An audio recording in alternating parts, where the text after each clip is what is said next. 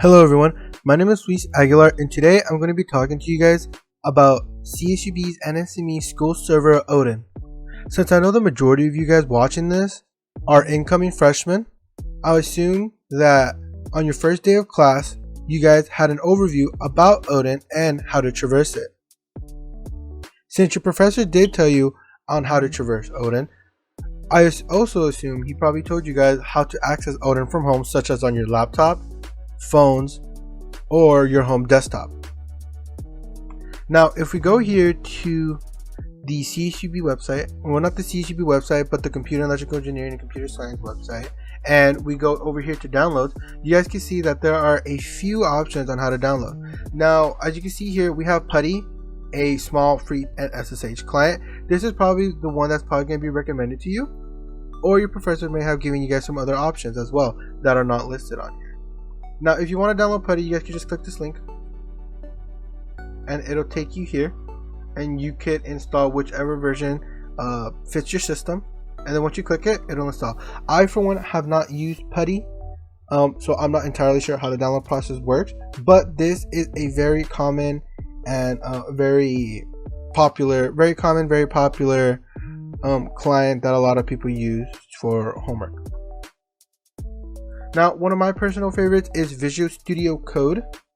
Visual Studio Code can be very intimidating at first, but it is very easy and very helpful for future projects, so it should be, I believe it's very important to get familiar with it.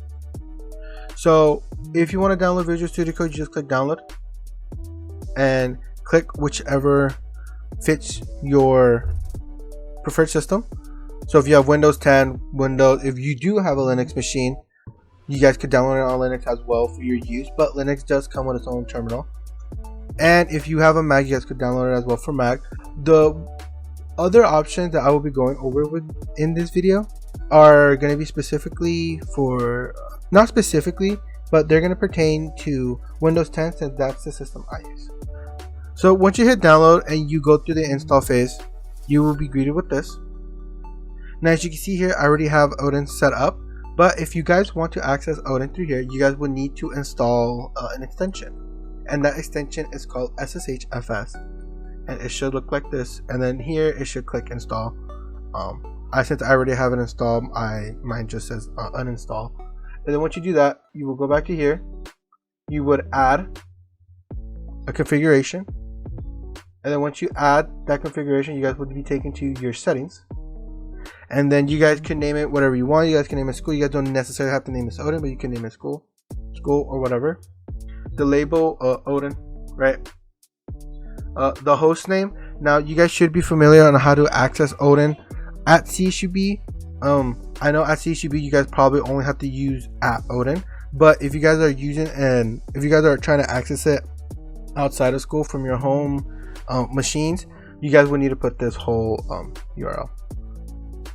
And then your root, you guys would need to, I assume, do this as well, but instead of L Aguilar, obviously put your own username, and then your actual username for your Odin account. So you will replace this with your actual username that was given to you on the first day of class, and then put in your password. I'm not gonna scroll down because my password is there. And then you would just save it, and then after you save it, you should get something like this. And then you would click here on add as workspace folder, and if you can see here, we are now connected to Odin, and these are all my files from all my previous classes, right? The good thing with VS Code is that you could actually have a terminal. So here we have a terminal open, but you would need to obviously log in. Well, you would just need to log in as if you were doing it on another terminal in Visual Studio, right? And then once you're done, this is very important if you're using VS Studio Code. This is very important. You would need to come over here and you need to log out, or else it might cause some issues in the future. So when you're done, you just disconnect, and then when you disconnect and you go back here, it's done and you're disconnected from it. it's always a good habit to disconnect. All right, you don't want to leave anything open. Now another option that's available to you guys is a program called Ubuntu. Now for Ubuntu, this is specifically speaking on Windows 10. You will need to be in developer mode for this one. This is another popular one, but some people may not prefer it as much. So in order to do that, you would need to go into your settings. You would need to go into update security for developers, and you need to have this on developer mode on. Now once you have that on, you will need to go into the Windows Store, search for Ubuntu, and then once it pops up for you, you just click install. Since I already have it downloaded, mine's installed. You would click install, and it'll ask you to make an account. So you just put your email. It doesn't have to be your school email, it could be anything you want, since it is treating it as if it's locally. So as you can see right here, this is my stuff. Create an account, and then after that you guys can access Odin. So you would do that by simply just putting this URL in, clicking that, put in your password, and then boom, you're logged into Odin. It's just ls, just to double check. Boom, I'm access to Odin. And then click out of that. Now another most popular one that has been very recommended by some professors is called Windows Powershell, which is the Windows terminal. Now this is just like Ubuntu. This is something that my previous students have been using. So you would just once again do the exact same, enter your password, and then boom.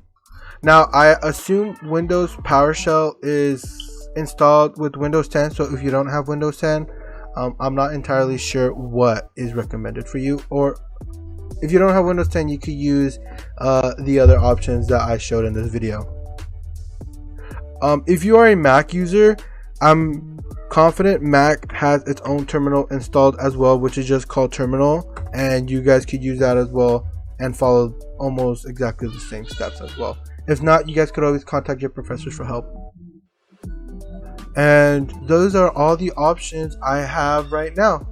I hope this video helped you guys in trying to access Odin from home. Thank you very much, and I hope you guys have a great day.